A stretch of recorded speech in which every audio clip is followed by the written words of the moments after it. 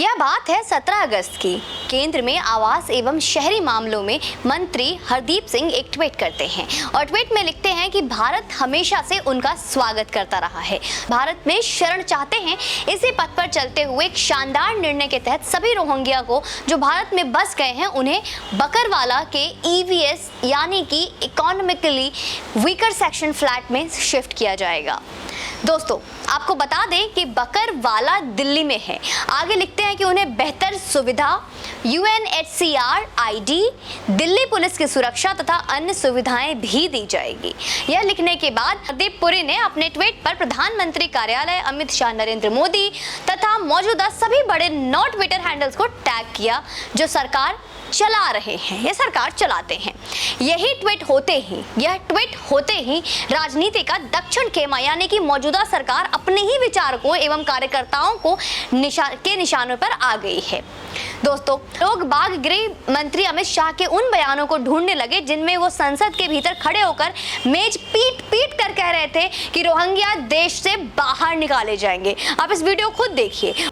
और रोहिंग्या का कहते हैं, रोहिंग्या के लोग वाया बांग्लादेश आते हैं, ब्रह्मदेश के लोग वाया बांग्लादेश आते हैं और ब्रह्मदेश सेक्युलर कंट्री है, फिर भी वाया बांग्लादेश आते हैं। रोहिंग्या को कभी भी स्वीकार नहीं किया जाएगा। मैं आज फिर से मुद्दा जब कुछ ज्यादा ही गर्म हो गया तो गृह मंत्रालय के स्पोक पर्सन के ट्विटर हैंडल से यह लिखा गया कि इस विषय में मीडिया के कुछ सेक्शन भ्रामक खबर फैला रहे हैं। गृह मंत्रालय ने अवैध रूप से भारत में रह रहे रोहिंग्याओं के लिए ऐसा कोई फैसला किया ही नहीं जिसमें उन्हें फ्लैट दिया जाए। अब बात यहाँ उलझ जाती है, फंस जाती है। होम मिनिस्ट्री आगे अपने ट्वीट में लिखती है कि दिल्ली सरकार ने यह प्रस्ताव यानी कि रोहिंग्याओं को EVS फ्लैट में शिफ्ट करने का निर्णय लिया था या दिया था, लेकिन होम मिनिस्ट्री ने प्रस्ताव को ठुकरा दिया है एवं उन्हें निर्देश दिया है कि वो वहीं रहे जहां हैं और उनके वापसी की व्यवस्था सरकार कर रही है। हमें लगा कि गृह मंत्रालय का यह स्पष्टीकरण काफी है और यह स्पष्टीकरण यह संदेश भी दे रहा है कि हरदीप पुरी जी का ट्वीट भ्रामक है। आज सुबह हम बेवजह ही हरदीप पुरी जी का ट्विटर हैंडल स्क्रॉल कर रहे हैं और जैसे ही उनका 17 अगस्त के ट्वीट हूबहू अपनी जगह पर सुरक्षित देखा तो हमारी पूरी टीम हैरान हो गई और हम हैरान हो गए। जिसे हमने भ्रामक समझा, अगर वो भ्रामक होता तो अपनी जगह पर तो नहीं होता, वो अब तक डिलीट हो चुका होता। लेकिन ऐसा वाकई में कुछ भी नहीं हुआ।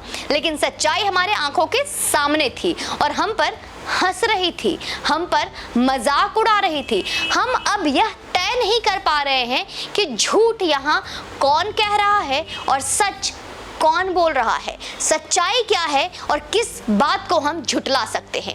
हरदीप पुरी सच बोल रहे हैं या अमित शाह गृह मंत्री सच बोल रहे हैं। हमने यह तय करने के लिए दोनों पक्षों को फिर बारीकी से पढ़ा और एक शब्द का अंतर देखा। हरदीप पुरी के ट्वीट में UNHCR ID का जिक्र था और अमित शाह के क्लैरिफिकेशन में इल्लीगल रोहिंग्या का। ये बहुत मायने रखता है ये फर्क। मतलब कि हरदीप पुरी UNHCR ID वालों को फ्लैट देने की बात कर रहे थे और अमित शाह इल्लीगल रोहिंग्याओं को बाहर करने की बात कर रहे थे। तकनीकी रूप में देखा जाए तो दोनों की बातें बिल्कुल अलग अलग हैं और अगर दोनों की बातें अलग है तो फिर अमित शाह का ट्वीट हरदीप पुरी के क्लैरिफिकेशन कैसे हुआ? कोई मतलब बनता है इसका? याद करिए, कल हमने आपको CBI और एक आरोपी के सवाल जवाब का नाटकीय रूपांतरण सुनाया था जिसमें CBI चोरी के बारे में पूछता है और वहीं पे चोर आरोपी अपने कमीज के बारे में बताता है। हरदीप पुरी और अमित शाह के बीच का मामला भी कुछ ऐसा ही है। यूं माने और यूं कहें तो राजनीति का हर मामला अब ऐसा ही नजर आ रहा है। और हम इल्लीगल का मतलब तो जानते हैं, लेकिन हमने अपनी जानकारी दुरुस्त करने के लिए UNHCR ID और रोहिंग्या के विषय में थोड़ा गूगल किया कि आखिर ये किस चिड़िया का नाम है भैया।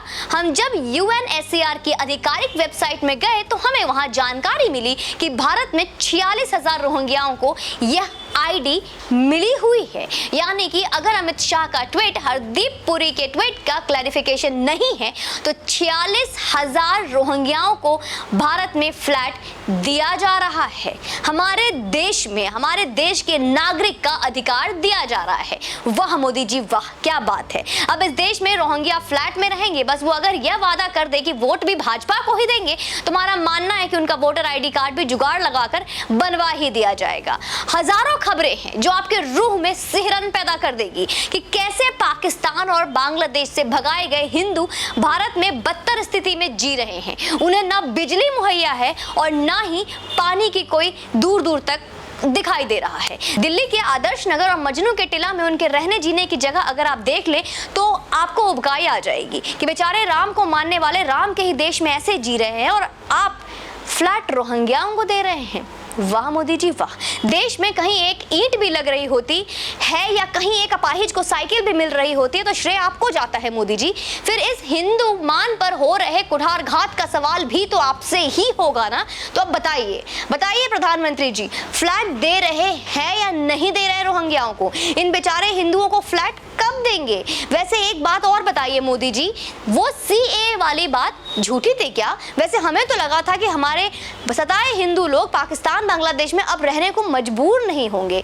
राम को मानने वाले राम के देश में वापस आ पाएंगे और सुरक्षित रह पाएंगे। अमित शाह जी के तो ये भी कहा था कि कोरोना संक्रमण काल के बाद आप इस पर काम करेंगे। संक्रमण काल तो गुजर गया मोदी जी, कोरोना भी लगभग अब कहीं जाकर दुबक गया है। कब से सीएए लागू होगा ये भी जरा हमें बता दीजिए मोदी जी। कांग्रेस की सरकार तो तुष्टीकरण कर रही थी, आप तो तृप्तिकरण पर उतर गए हैं। अपीज करना तो फिर भी संभव है मोदी जी, लेकिन सेटिस्फाई करना असंभव है। उनकी तृप्ति सर जुदा करने वाले नारों में है, करने देंगे। उनकी तृप्ति हमारे देवी देवताओं का मजाक बनाने में है, वो आप उन्हें खुलेआम करने दे रहे हैं, वो बना भी रहे हैं। आप उनके राजकीय सम्मान में कार्यक्रम क्यों नहीं करवा देते हैं मोदी जी? सरतंत्र जुदा जैसा कोई कार्यक्रम का आयोजन भी करा दीजिए। उनकी तृप्ति किस बात में है ये तो दुनिया के 58 देश आपको कभी भी उसका बच्चा बता देंगे। उनकी तृप्ति को क्या करेंगे और उनकी तृप्ति के लिए आप क्या करेंगे प्रधानमंत्री जी? और आपके वोटर्स होने के नाते आपके कार्यकर्ता भी यही पूछ रहे होंगे कि उनके लिए आप कोई सर्कुलर क्यों नहीं निकाल देते कि आप उनकी तृप्ति करना चाहते हैं, उनकी तृप्ति में आपके वोटर्स का क्या योगदान हो सकता है। एबीवीपी के लड़के लड़कियां तो आपको ही वोट करते हैं ना प्रधानमंत्री जी। रैली में आपके ही तो जाते हैं और आपकी ही रैली के जाकर वहां पे शोर मचाते हैं, वहां पे नारेबाजी करते हैं। अनाधिकृत रूप से आपके ही तो स्टूडेंट विंग है ना मोदी जी। देखिए ये अपने सामान्य मांगों के लिए पिटे जा रहे हैं और वो भी कोई दूरस्थ प्रदेश में नहीं बल्कि आपके ही रायसीना हिल्स स्थित आवास के करीब दिल्ली यूनिवर्सिटी में ही मस्ती से पिटे जा रहे हैं। बुरी तरीके से हालात हो रखे उनके। मोदी जी, हमारे प्रिय प्रधानमंत्री जी, अपने कार्यकर्ताओं की राजनीतिक जरूरतों को राजनीतिक मजबूरी मत बनाइए। कार्यकर्ता कभी कभी निर्मम हो सकते हैं।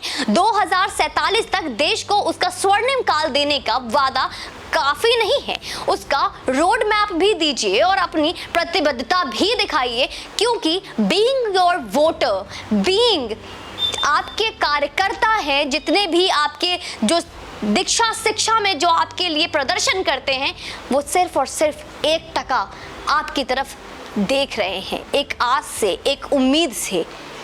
वो हमें ज़रा बताइए तो ज़रा, हम इंतज़ार कर रहे हैं। जय हिंद, वंदे मातरम। और आप, हाँ आप अभी जाइए मत, लाइक का बटन तो दबाया ही नहीं।